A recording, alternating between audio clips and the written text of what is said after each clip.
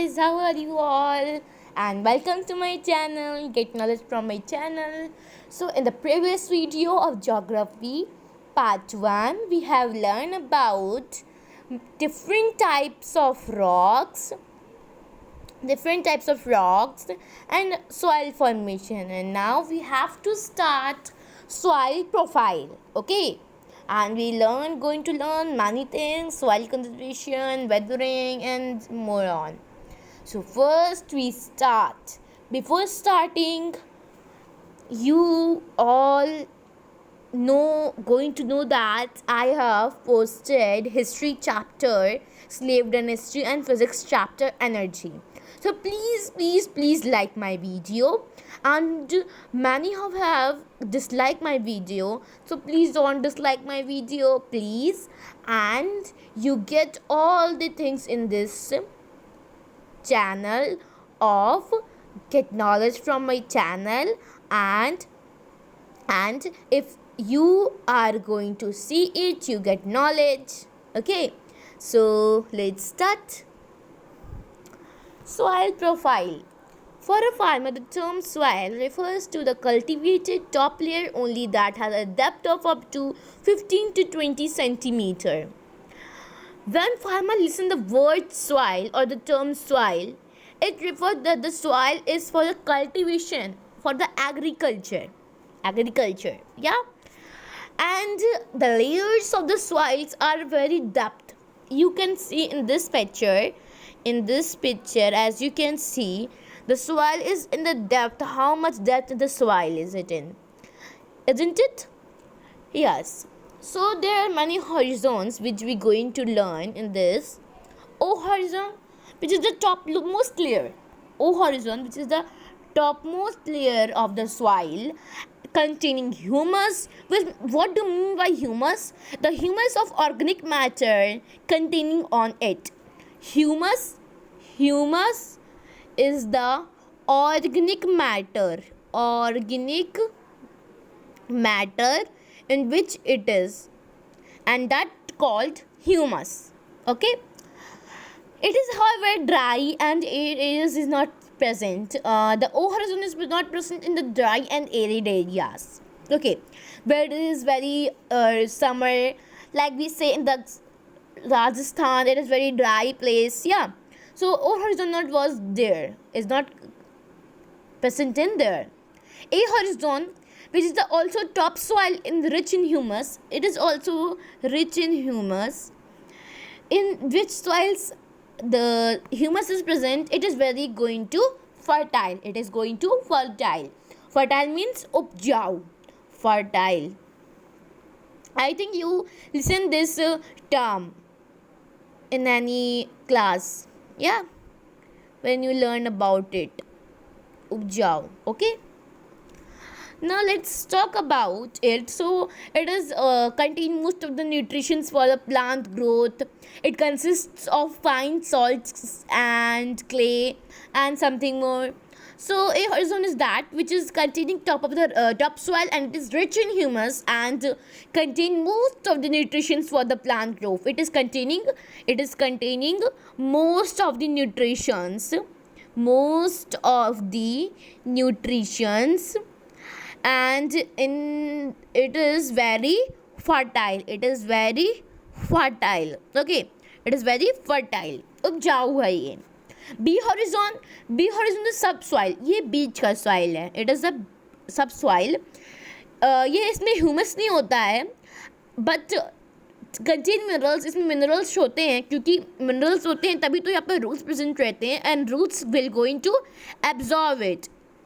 Roots will going to absorb it and give it to plant so that it takes photosynthesis. It makes its process, that is photosynthesis. Okay, photosynthesis.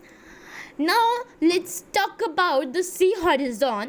So sea horizon is composed of weathering parent rock. It is weathering parent rock, and which is dark in color. It is dark in color, and weathered parent rock.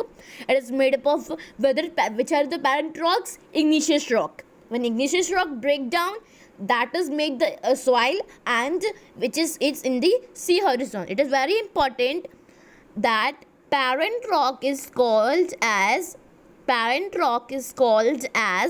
igneous rock. In my previous video I have tell you about the igneous rock and many other rocks. So igneous rock is the parent rock, and when it is going to weathered, it is composing sea horizon, and it is dark in color. Big fragments of weathered rock lie in this layer. The fragments of weathered layer rocks are lying there. Something the smelling is there of the rock it's containing, and here no plant was and animal life was going to be, because it is very inner.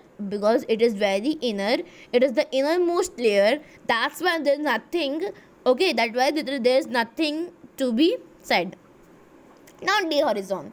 Here the D horizon is also present. Here it is D horizon. Okay, D horizon. Okay, D horizon is composed of unweathered solid bedrock. It is D horizon, and in there it is one more layer that is not horizon. It is bedrock, which going to supports all layer of rock. Bedrock. Wait a minute. Bedrock support all horizons.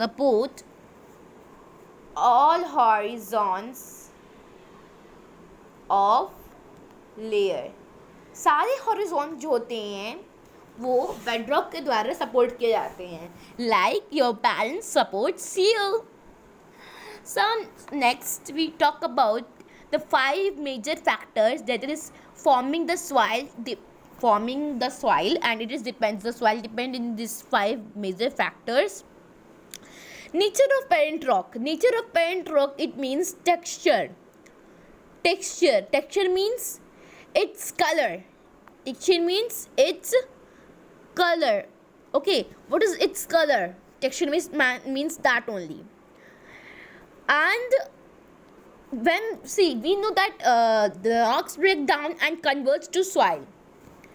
Rock converts to soil when it is weathering by the different seasonal conditions. So it is dependent on that. So it dependent on the rock, that how the texture of the rock, how the color of the rock is how, so that the soil is also obtained like that only. So it is obtaining its texture and the color. Now relief of area, how the area, which is the area is good for that the soil. It is relief of area. Climate, how the temperature and how rainfall, this is also important for the soil. Vegetation, how much microorganisms in the soil is present, it gives the fertility. Yes, it is that microorganisms gives the fertility to the soil. As you know, हम जानते हैं कि microorganism हमारे body के लिए बहुत बुरे होते हैं, हार्मफुल होते हैं microorganisms. But for the soil microorganisms are useful because they mix with them and give the fertility to the soil. So that's why soil is depend on the vegetation of microorganisms and the dead bodies, which is humus. Okay, time, only some soil, it is 2.5 centimeter of soil to make it's taking 1,000 years. Only 2.5 centimeter soil. See how much time was it taking. Now the quality of soil determines the cultivation of the land for crop production. Areas with rich, thick, fertile soil give good agricultural production. Such soils are found in river valleys. The soil type is mostly alluvium. It is very rich in nutrition because it is renewed every year during the annual floods. The vast stretches of fertile land make the river valleys of the Nile in Egypt, Yangtze Kiang and Huanghe in China, Mississippi in USA, the Indus Ganga Brahmaputra in India. As we know कि soil की जितनी अच्छी quality होगी उतना अच्छा हमारा agriculture होगा. Quality agriculture, जितनी अच्छी क्वालिटी होगी सॉइल की उतना अच्छा एग्रीकल्चर होगा। जितनी ज़्यादा जो सॉइल है वो थिक होगी, मोटी होगी, उतना अच्छा एग्रीकल्चर होगा। द सॉइल, और जितना ज़्यादा वो फर्टाइल होगा सॉइल, उतना ज़्यादा मेरे प्लांट्स भी फर्टिलिटी होंगे और अच्छे से ग्रो हो पाएंगे। सी हम जानते हैं कि कुछ कुछ जो सॉइल्स हैं वो by the flooding, annual flooding के द्वारा आ जाते हैं, ठीक है।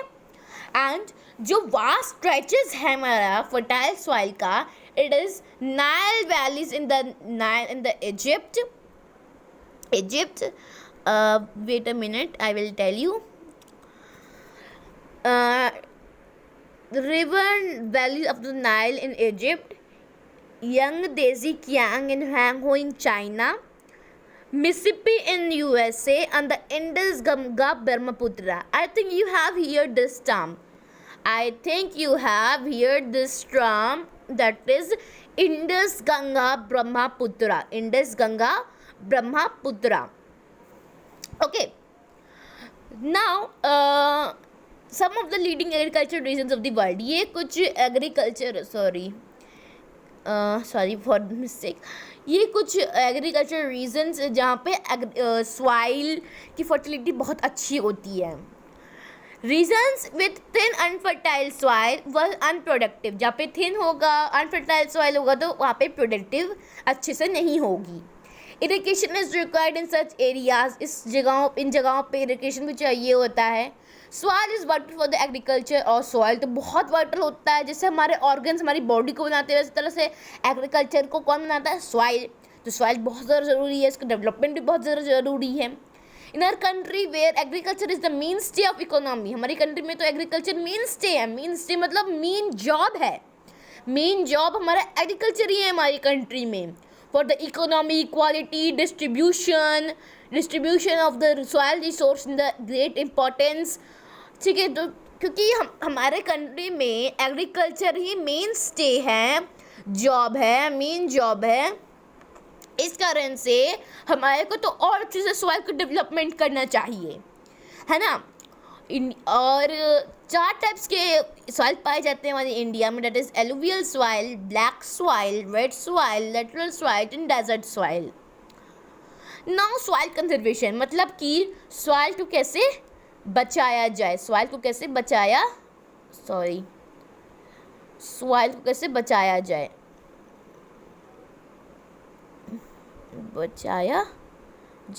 कंजर्वेशन मीन्स बचाना, ठीक है। मैं भयाना ऐसे कुछ लिखने वाली थी, sorry for that. Soil conservation, तो सॉइल को बचाया जाए फ्रॉम द सॉइल इरोजन। जैसे देखो, अब जानते हो जब पेड़ को काटते हैं तो पेड़ को काटने को क्या बोलते हैं? डिफॉरेस्टेशन। यस, डिफॉरेस्टेशन कहते हैं।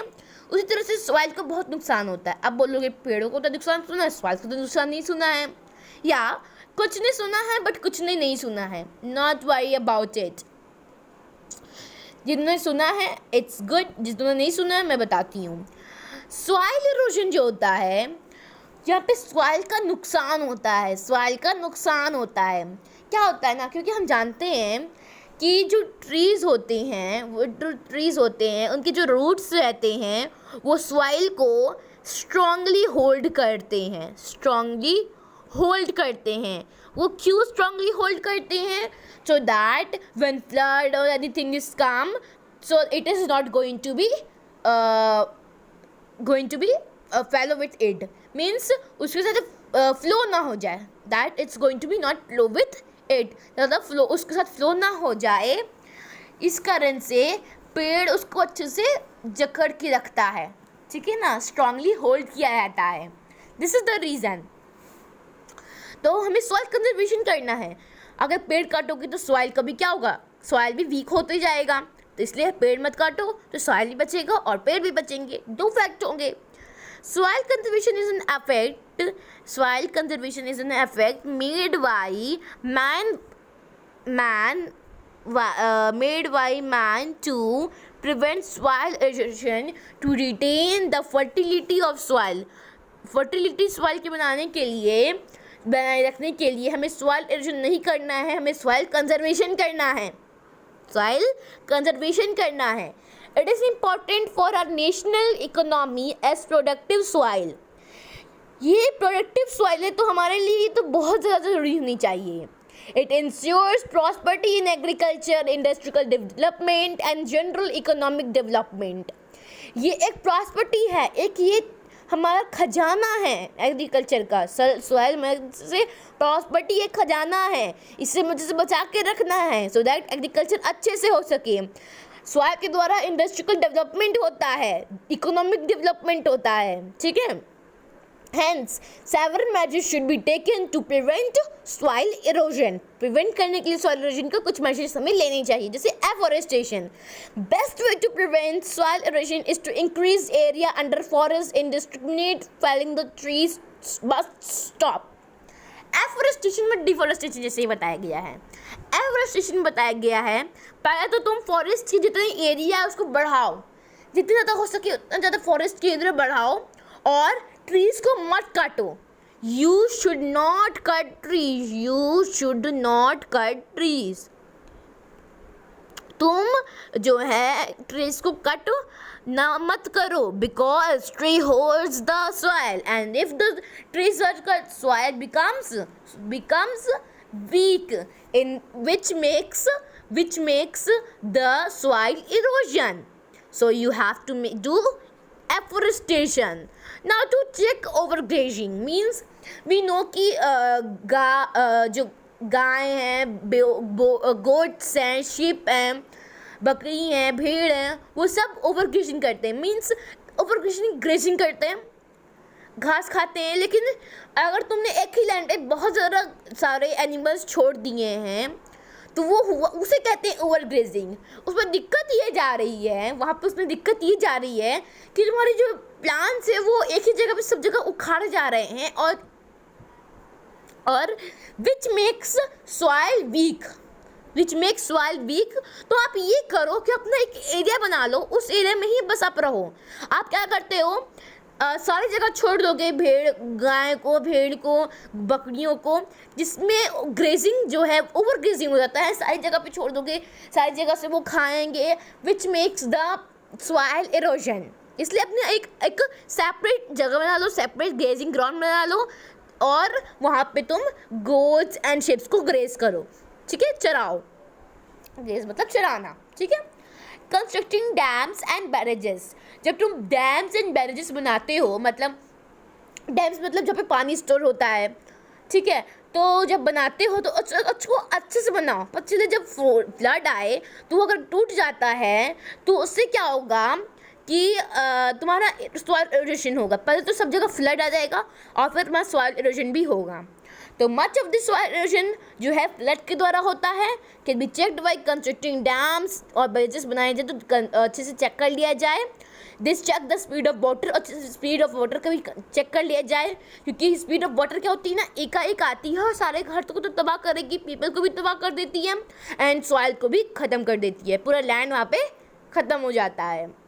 नाउ एग्रीकल्चर की टेक्निक को इम्प्रूव करो. प्लफिंग टेक्निक को इम्प्रूव करो. Terrace farming checks erosion as it controls the direct flow of water down the slope. जो तुम्हारा डायरेक्ट फ्लो आता है उसे अच्छे से तुम चेक करो कि तुम्हारा एकाएक आया तो फिर उससे में भी बहुत दिक्कत होता है. क्रॉप रोटेशन, जो फर्टिलिटी ऑफ द सॉइल है उसे बढ़ाओ. Planting cover crops check soil erosion as plant roots hold. और अच्छे से तुम जब प्लांटिंग करो, जैसे कि प्लांट जो है अच्छे से जो सॉइल को है एक जकड़ के रख सके. ठीक है. शिफ्टिंग एंड जम्बलिंग और स्लैश एंड बर्न टाइप के एग्रीकल्चर को बैन करो. इसमें क्या होता है ना, लैंड तुम्हारी जल जाती है और जल जाने के कारण सारे जितने भी पेड़ हैं सब हैं वो सब खराब हो जाते हैं और वो बैरेड हो जाते हैं. आफ्टर सम टाइम वो ठीक हो जाएंगे, लेकिन उससे बहुत ज़्यादा नुकसान हो जाता है सॉइल का. ठीक है, sorry. And belts of trees and Shab should be planted. एक अच्छे से बेल्ट बनाया जाए, एक अच्छा बेल्ट बनाया जाए कुछ इस तरह से, जिससे कि हमें वेलोसिटी पता चल सके, विंड की कितनी वेलोसिटी आ रही है और हम सॉइल को बचा सकें. ठीक है, हम जो है सॉइल को बचा सकें. किससे क्या होगा ना कि जब एकाएक जब हवा आएगी तो तुम्हारे पेड़ जो है पीछे की तरफ बेंड होने लगते हैं, ऐसे ऐसे बेंड होने लगते हैं, जिससे कि पता चल जाता है कि विंड और वेलोसिटी ऑफ विंड क्या है, ज़्यादा है कम है. ठीक है ना. तो इससे हम सॉइल को बचा सकते हैं, ठीक है। Okay, now weathering. Our earth crust is undergoing constant changes. हमारा जो अर्थ है वो काफ़ी चेंजेस में अंडरगोइंग होता है। वेरियस प्रोसेस होते हैं इसके, internal and external, operating on it. Internal जो क्या होते हैं, इंटरनल में क्या बताया था, इंटरनल में होगा मेरे लेयर्स ऑफ अर्थ। मैंने इसको भी प्रीवियस वीडियो में अच्छे से समझाया है, शुरू में ही है। और एक्सटर्नल में होगा मेरे domains of the earth.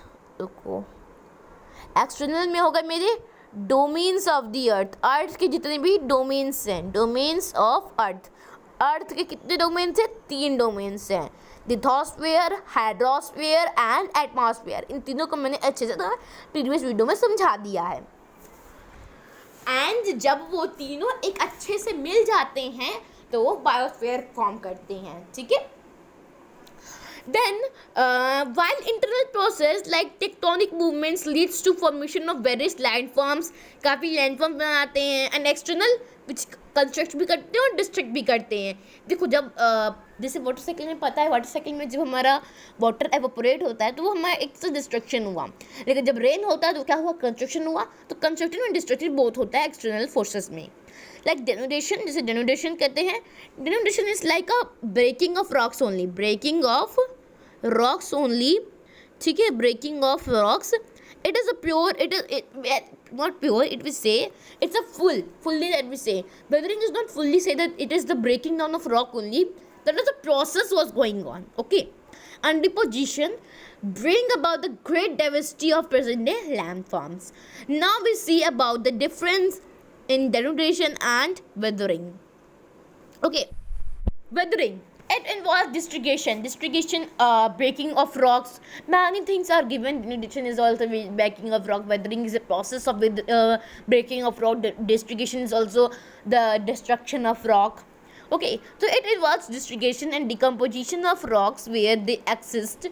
Therefore, it is a static process. एक ये static process है। ये क्या है? static process है। Weathering बहुत important है क्योंकि यही form करता है सॉइल को। मीन्स हम कह सकते हैं कि breaking of rocks and convert into soil is called the process weathering, ठीक है। Now denudation, the process of denudation is the twofold process. ये टू फोल्ड प्रोसेस होता है, destruction and construction. Destructive at is wears and tears up with the rocks का टूटना destruction हुआ। And then transport the weathered material, और weathered material को transport करना। और कंस्ट्रक्शन में ये हुआ कि डिपोजिट द वेदर्ड मटेरियल, जब वो डिपॉजिट हो जाता है तो वो वेदर्ड मटेरियल, और तो फिर वो कन्वर्ट हो जाता है किसमें, वो कन्वर्ट हो जाता है सॉइल में। तो ये क्या हुआ, कंस्ट्रक्शन हुआ।